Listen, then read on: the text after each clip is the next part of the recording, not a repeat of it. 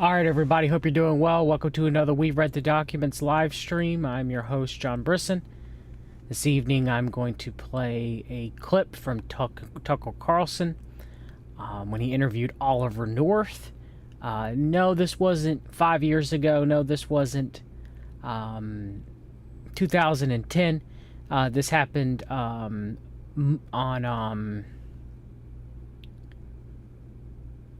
Tuesday, December 1st, 2020. So let us begin. A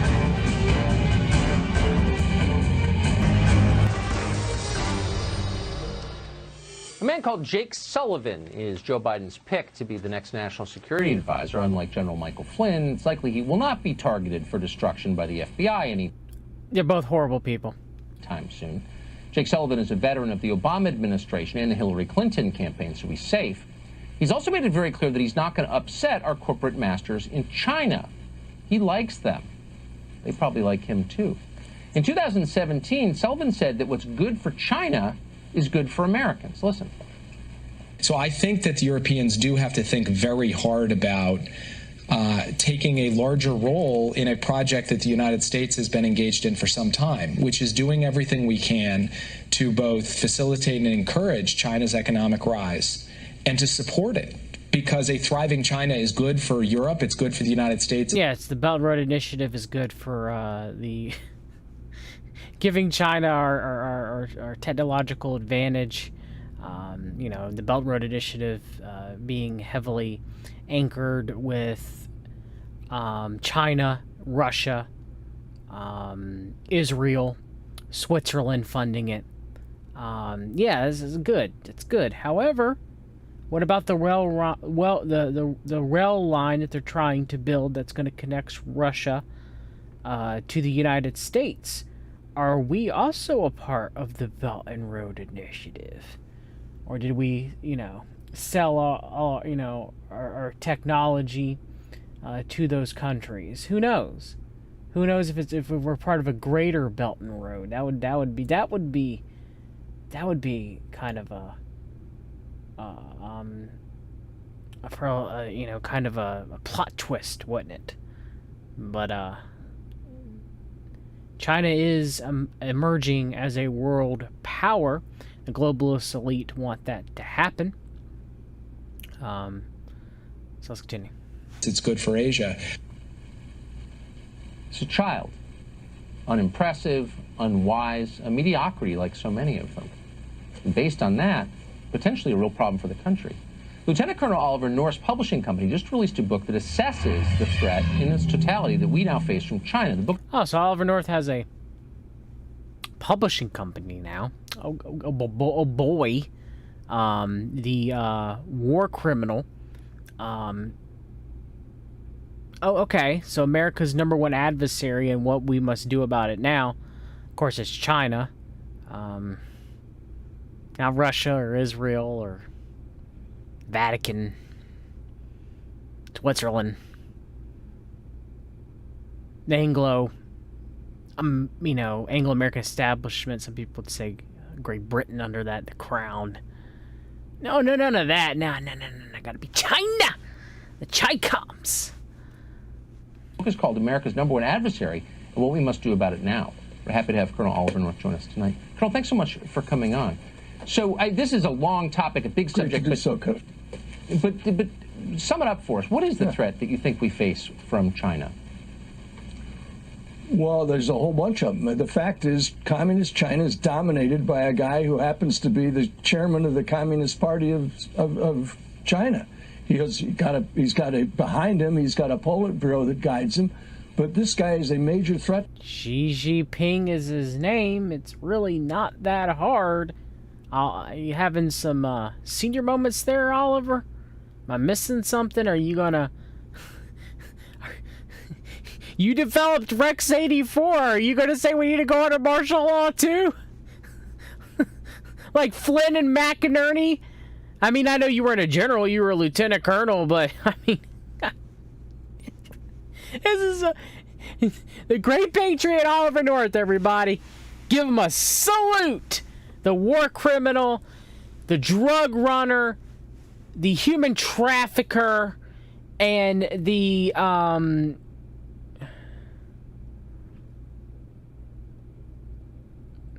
it's just, I don't know. The arms trafficker, the drug runner, and the human trafficker, Oliver North. Great American. We got Tucker Carlson, Tucker Swanson Carlson, interviewing him. To the United States. And instead of encouraging the rise of China, what they ought to be thinking about in the new administration, if they come to town, is conferring with the men who wrote this book, because they know what it's like. They helped bring down the evil empire, the Soviet Union, for Ronald Reagan. That's right. Cold War 2.0! Woo! Yeah!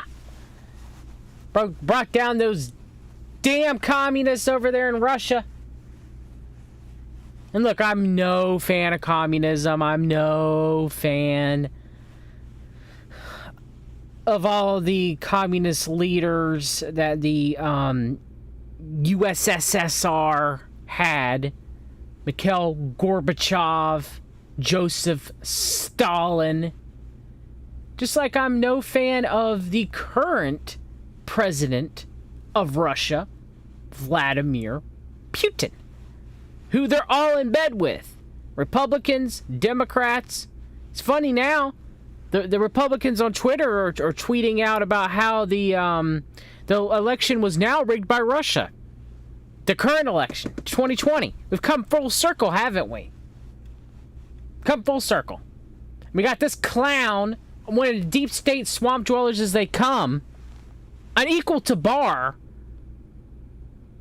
saying, oh yeah, well, all these people that were part of the Reagan administration, these CMP, Heritage Foundation, CFR, the best of both, neocon groups, well, now they're telling you that China is America's #1 adversary.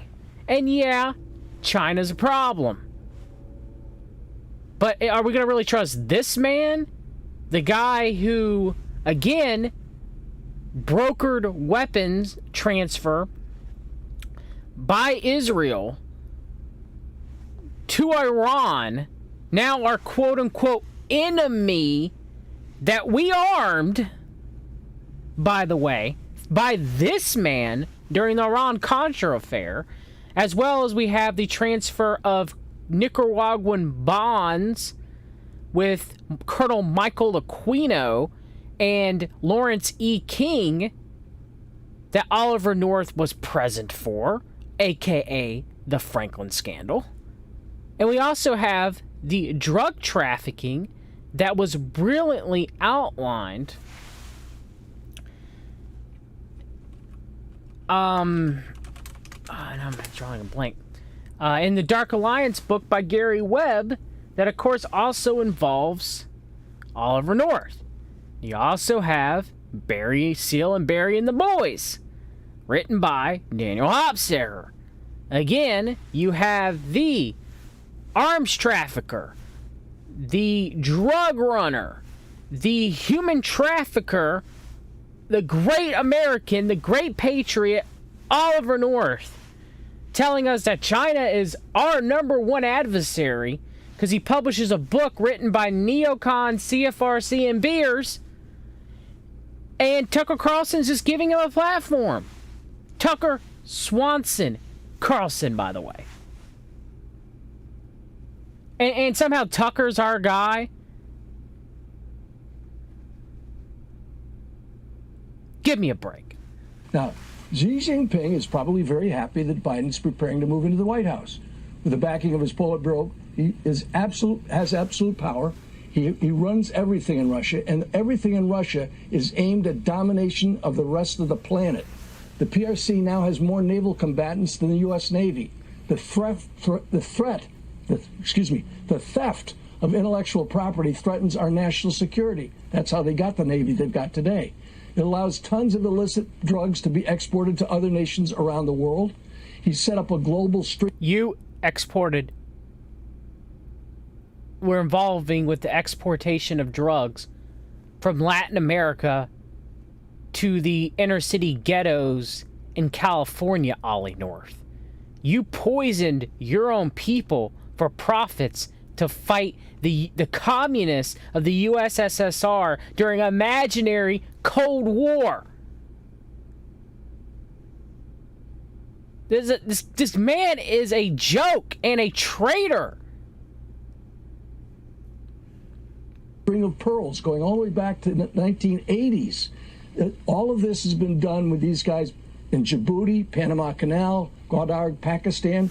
The false territorial claims over open seas and the erection of man-made military bastions provide visual proof of his determination. But even more menacing is the PRC's overt and covert actions to thwart UN sanctions against Tehran. That basically ensures that the Ayatollahs in Iran are going to obtain nuclear weapons and the means of delivering them. There's credible evidence that the Communist Party in China was instrumental in the worldwide spread of COVID-19. Religious freedom in China is non-existent. Democracy in Hong Kong has been crushed. The economies in dozens of developing countries, particularly in Africa, are threatened by Beijing's so-called Belt and Road Initiative. And here at home... He mentioned the Belt and Road. I didn't hear us selling our technology to Israel. What does the Belt and Road comprise of, Ollie North? Huh? What countries does it comprise of? And is Iran in the way of the Belt and Road for Israel, Ollie? Huh? No, it's just China. It's China. The Belt and Road. The PRC's campaign of disinformation through these Confucius institutes near major universities provides disinformation that encourages Marxists and anarchist vandals to root and burn. As the authors of this book make very clear, 70 recommendations by these three God-fearing men who wrote the book bring decades of matchless experience to bar on the question. And what Jake ought to be doing is talking to these guys instead of the communist Chinese. Because if Z succeeds, this is going to be a planet run just like George Orwell said, with all their surveillance, and our kids deserve better, Tucker. Oh, yeah, the Chinese are doing all the surveillance. It wasn't the NSA. Hey, you guys, China, just like Russia back in the day, is the cause of all the evils in America. All of them. Now, granted, I'm not saying that the USSR wasn't up to their fair share of shenanigans, just like China is also a part of their fair share of shenanigans. But also, is the United States up to its fair share of shenanigans, as far as the government is concerned, against its own people, too? They certainly do.